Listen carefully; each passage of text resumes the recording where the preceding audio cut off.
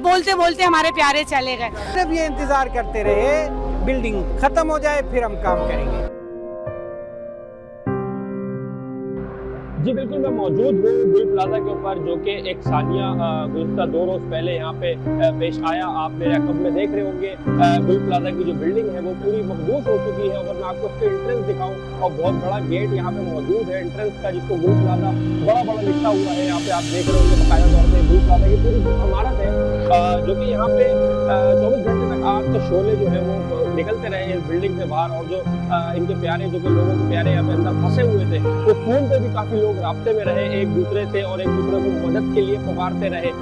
यहाँ पे हमें वो मिसाल देखने को भी मिलती है, एक शख्स बाकायदा तौर पर 40 बंदों को रेस्क्यू करता है और फिर आखिर में आकर के वो खुद अंदर जाके फंस जाता है।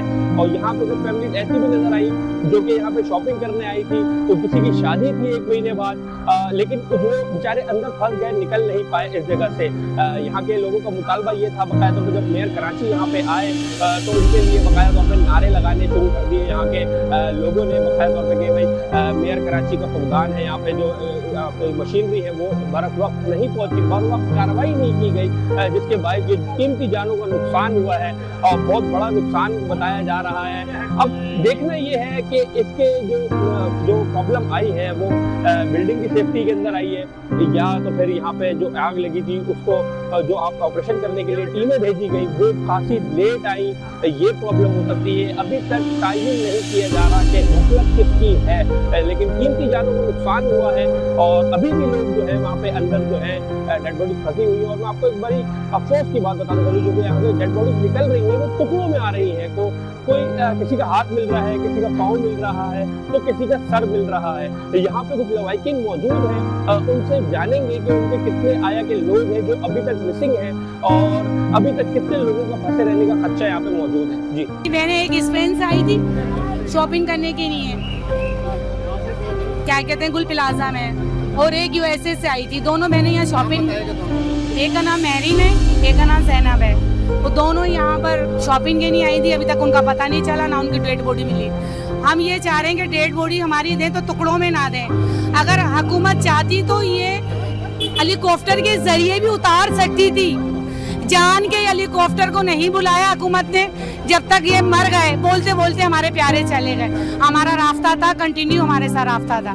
बस यही कहनी थी, हमें बचा लो, दीवारें तोड़ के निकाल लो, कुछ ऐसा रास्ता बना लो ताकि हम बच सकें। हफ्ते के दिन रात को 8 बजे हमारा राब्ता हुआ था।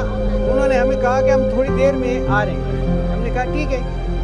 10 बजे तक जब नहीं आए तो हमने दोबारा कॉल किया, तो बेल जा रही थी, उन्होंने रिस्पॉन्स नहीं दिया। हमने कहा हो सकता है सुनी नहीं हो, बाजार में बातें इसी तरह होती है जैसे आवाज़ नहीं सुनी, कॉल पे बात नहीं होती। चलो ठीक है।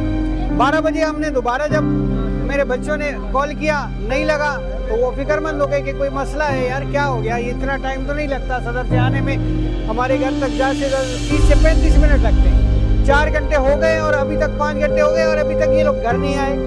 तो मेरे 2 लड़के जो है ना वो बाहर निकल आए और यहाँ गुल प्लाजा पे आ गए। यहाँ आए तो यहाँ देखा उन्होंने आग लगी हुई है। फिर वो सारी रात जो है ना इधर उन्होंने गुजारी। सुबह 7 बजे मुझे पता चला।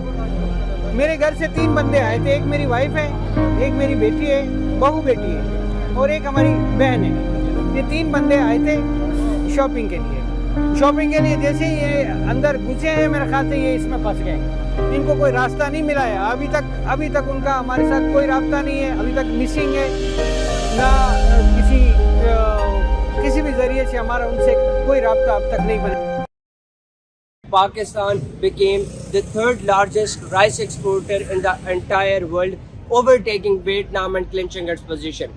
As far as the total tonnage of rice being exported or was exported is concerned, 4,89,000 tons of rice was exported to other destinations of the world, mainly Tanzania, Kenya, Central Asian countries, European Union, UK, China, and to an extent United States.